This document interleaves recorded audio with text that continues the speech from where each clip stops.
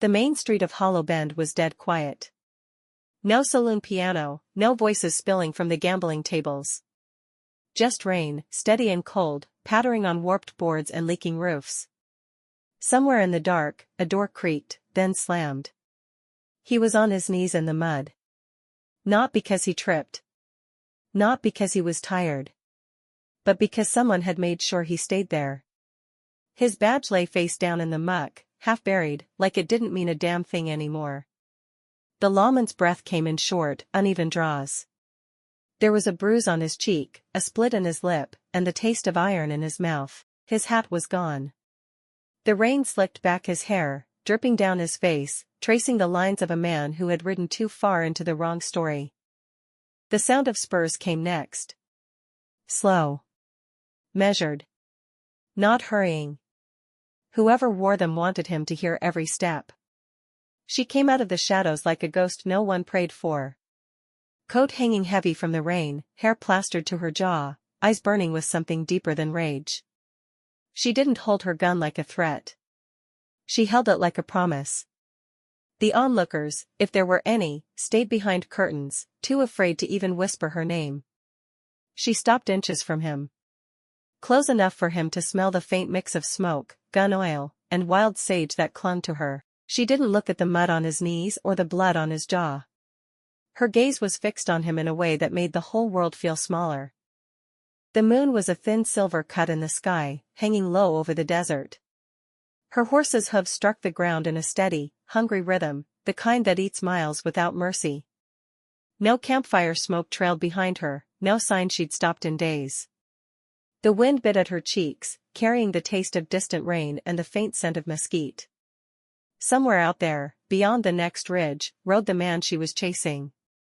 Or maybe, the man she was running toward.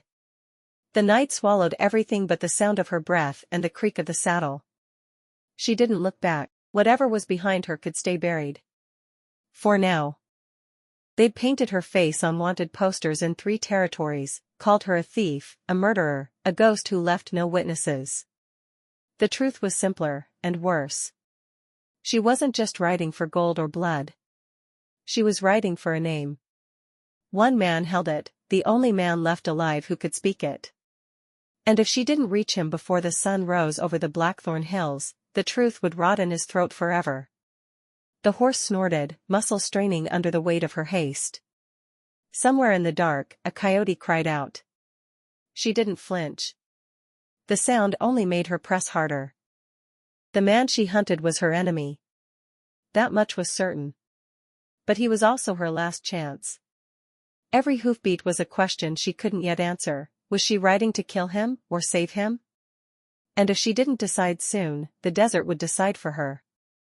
The stars wheeled overhead like cold witnesses. The trail narrowed, and the rocks grew sharper, but she didn't slow. The deeper she rode into the dark, the more she could feel it, the pull of something she couldn't name, dragging her toward a reckoning she might not survive. The first sign of the place was the smell, ash, old and wet from a storm that had passed days ago. She pulled the reins, the horse shifting uneasy beneath her, ears twitching at the silence. What had been a homestead was now just bones, the blackened frame of a roof sagging into itself, the chimney a crooked finger pointing nowhere. She dismounted slow, boots sinking into the mud where the garden might have been. The wind rattled loose boards, making them whisper. Something in that sound made her skin prickle, like the house was still trying to speak. She found it in what used to be the front room, though there were no walls left to call it that. Half buried under a sheet of warped tin lay the thing that stopped her cold, a letter, edges crisped and curling from fire, the ink smeared but still breathing its story.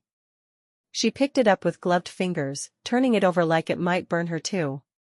The paper was damp but stubborn, refusing to crumble. The name scrawled across the front was one she'd heard whispered in saloons and jotted in bounty ledgers, the Lawman. Her eyes traced the words, careful, hungry. It wasn't a love letter, though the first lines read gentle enough. But as she read on, the tone changed, turned sharp, urgent. Each sentence was a step closer to something dangerous. She could feel it in the way the pen had dug deep into the paper. Then, mid-thought, mid-breath, the writing stopped. Before the judge arrives. No signature. No end. Just that hanging promise, or warning. The hair at the back of her neck rose. She slid the letter into her coat, the weight of it somehow heavier than lead. The saloon sat like a wound in the middle of town, light bleeding out from behind its warped shutters, the faint tremor of piano keys leaking into the night. She pushed the doors open slow. They creaked, the sound snapping every head her way. Conversations faltered, cards hung in the air before being slapped down silent. She didn't have to look at their faces to know what they were thinking. It was in the scrape of chairs, the tightness in their jaws. Somewhere near the back, a man spat the words like they tasted bad, Calamity Rose. The name rolled low, bitter, and familiar enough to pull the room taut. She didn't flinch at it. Didn't answer. Just moved steady toward the bar, boots clicking against the warped boards, coat brushing against her thighs. The bartender didn't ask what she wanted, didn't even reach for a bottle.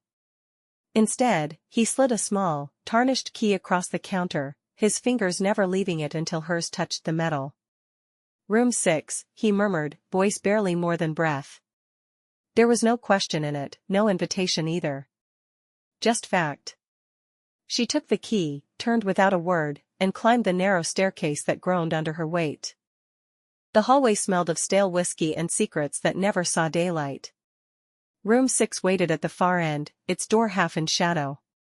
The key slid in easy, but she paused before turning it, listening. There was no sound from inside, not even the shuffle of boots or the creak of a bed frame. But something in the air felt occupied. She pushed the door open slow, the hinge whining. The lamp on the table was already lit. And in the chair by the window, back turned to her, sat someone who'd been waiting, still as a photograph, but with the kind of stillness that carried danger. The man in the chair didn't turn when she stepped inside. His hat brim hung low, shadowing his face, but the stiff angle of his shoulders told her he'd been waiting a long time, too long. She shut the door, letting the lock click.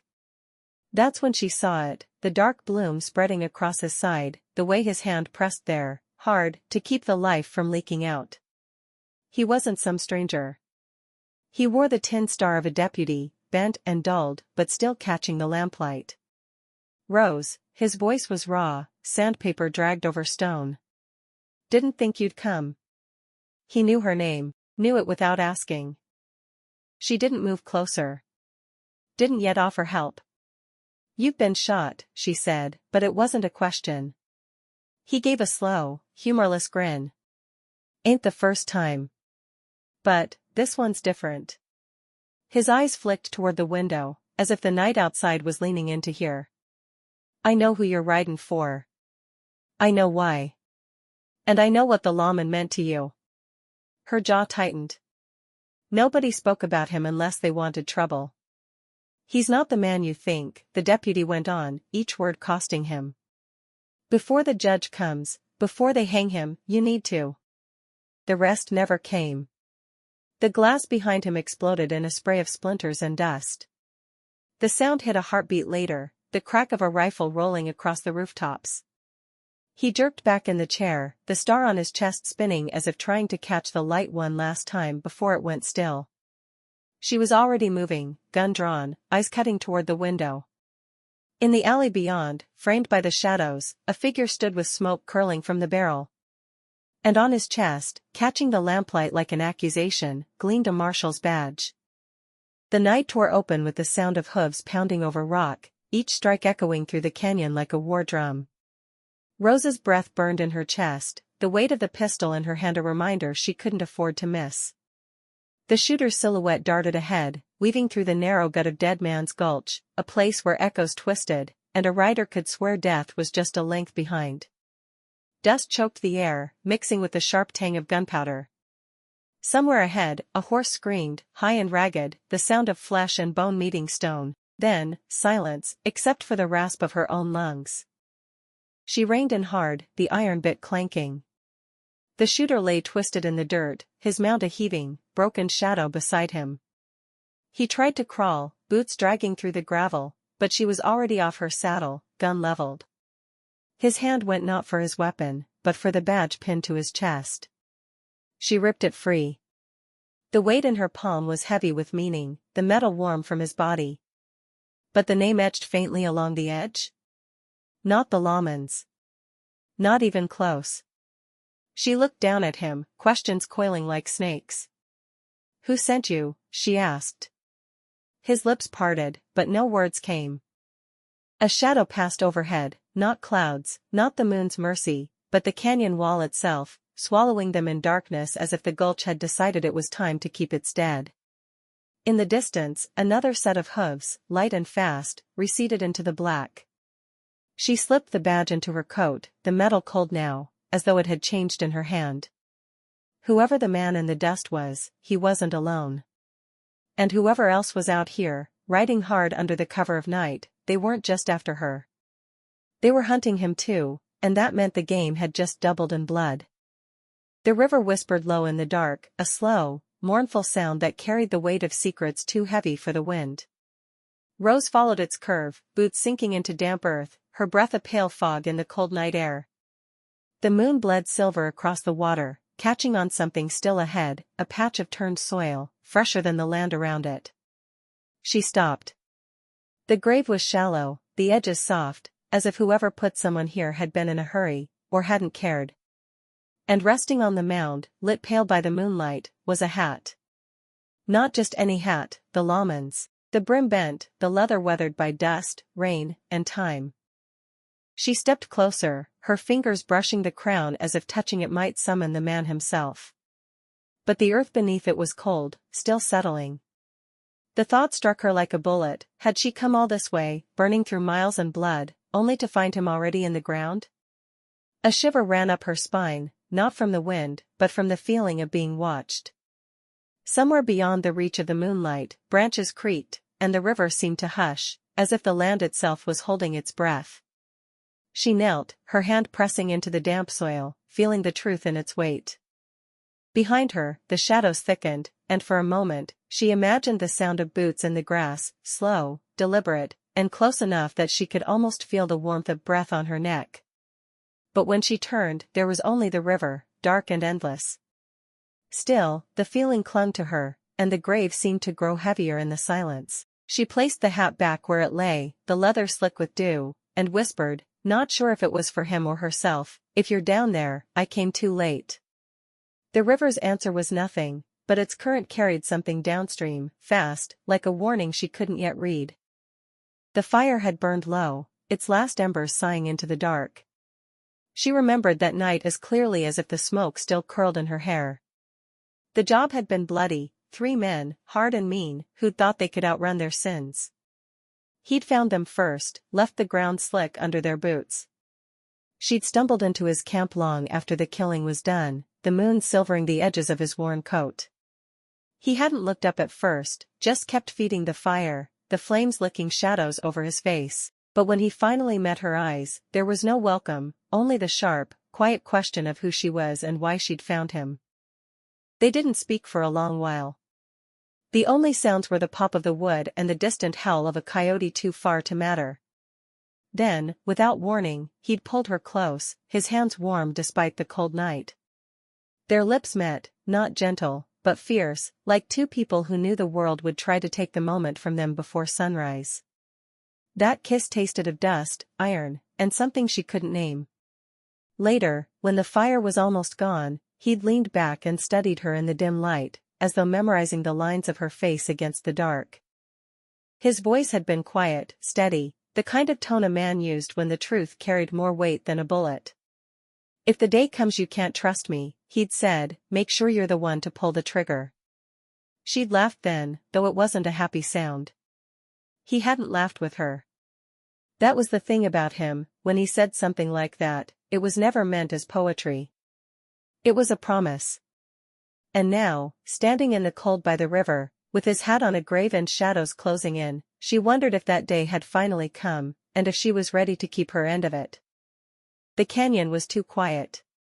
No echo of her horse's hooves, no rustle of wine through the high stone walls, just the slow, creeping silence that makes a rider check the shadows twice. She felt it before she saw them, the faint tremor in the ground, the way her mount's ears flicked back, uneasy. Then the smoke came, rolling down from the ridges, thick and acrid, stinging her eyes. By the time she realized it wasn't from a campfire, it was already too late. They rode out of the haze like ghosts, faces hidden behind cloth, guns glinting in the half-light. She reined hard, the leather creaking under her grip, but they closed in fast, a ring of shadows, tightening. The first shot cracked the canyon's silence, ricocheting off stones so close she could smell the gunpowder. A rider drew alongside her, close enough for her to see the thin scar running across his brow above the mask. His voice was a low rasp, one that seemed to come from somewhere far older than the man himself. "The Lawman's not who you think." Nothing more. No name, no reason. Just that, and the cold certainty it carried. She didn't have time to ask what he meant. The others surged forward, their horses screaming, the air around her alive with dust and gunfire.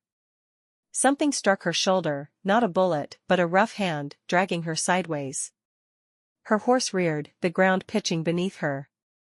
For one dizzying heartbeat she saw the canyon floor vanish below, black water writhing between the rocks.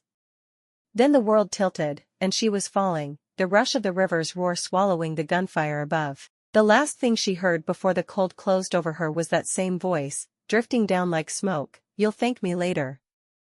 The current had a cruel way of carrying secrets. It didn't just take bodies downstream, it took the truth with them, burying it in bends and eddies where no man dared search. When she surfaced, gasping, her fingers clawed at mud and stone, dragging herself onto the bank. The night air bit through her wet clothes, but she barely felt it. Her eyes locked on something half buried in the reeds. A shape too deliberate to be driftwood, too familiar to mistake. It was his saddlebag. Worn leather, weather-darkened, the stitching frayed at the corners. She'd mended that seam herself, years ago, on a night they'd shared whiskey and silence by the fire.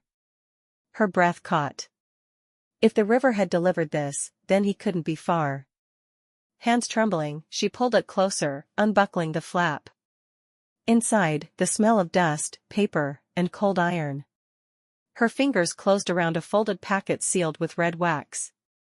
She broke it open, the crack of the seal louder than the river's rush. The paper was stiff, the ink deliberate. Her eyes traced the words, each one heavier than the last. A warrant. Not for a stranger. Not for some nameless outlaw. For her. And at the bottom, the signature, etched in bold strokes, was his. The lawman's name, written by the same hand that once brushed her cheek and promised never to turn against her. She stared at it until the letters blurred, the river's hiss filling her ears. Somewhere in the distance, a lone coyote howled, or maybe it was just the sound of something inside her breaking. Dawn came thin and gray, bleeding over the ridges like a tired ghost. She rode slow now, the weight of the saddlebag heavier than lead, its contents burning through leather and memory alike. The town ahead was small, barely more than a scatter of roofs and a crooked church spire. That spire, she remembered it. The bell inside was cracked, same as the promises made beneath it. Once, she and the lawman had stood there, their shadows tangled in moonlight, sealing a pact no paper could ever hold. Back then, his voice was low, steady. "If it ever comes to choosing between the badge and you, I'll choose you." She'd believed him.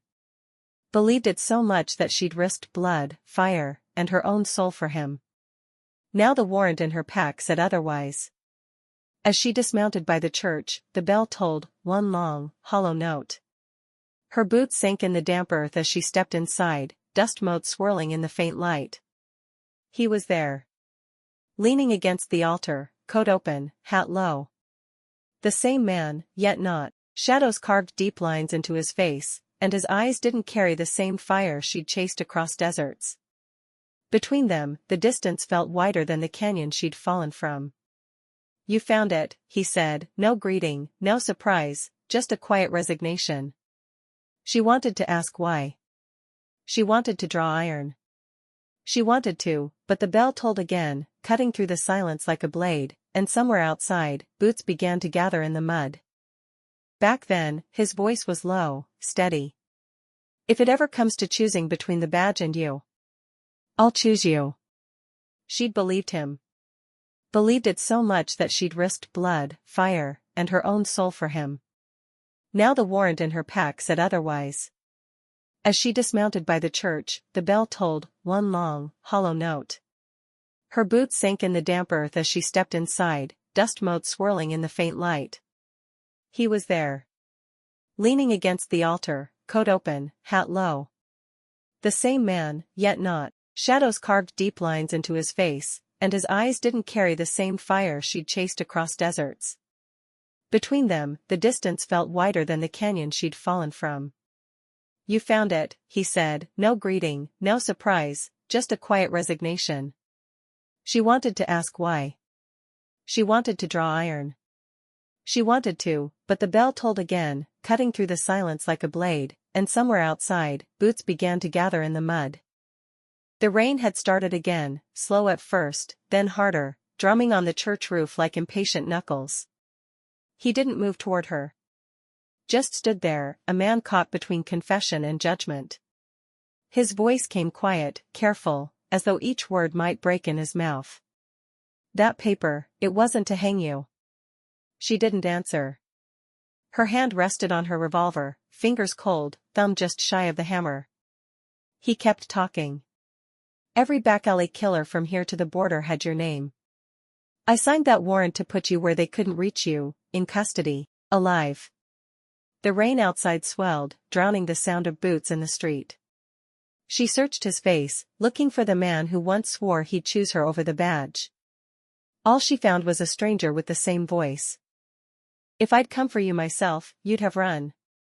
And they'd have found you first, he said.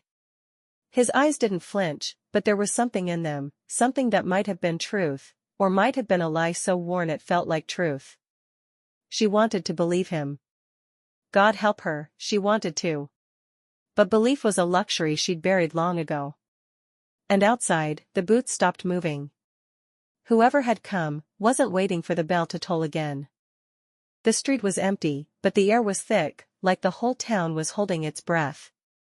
She stepped toward him, boots sinking into the mud, the brim of her hat spilling rain down her cheeks like tears she'd never admit to. He didn't move. Didn't speak. Just watched her come closer until there was no space between the weight of his sins and the heat of hers. She took his face in her hands.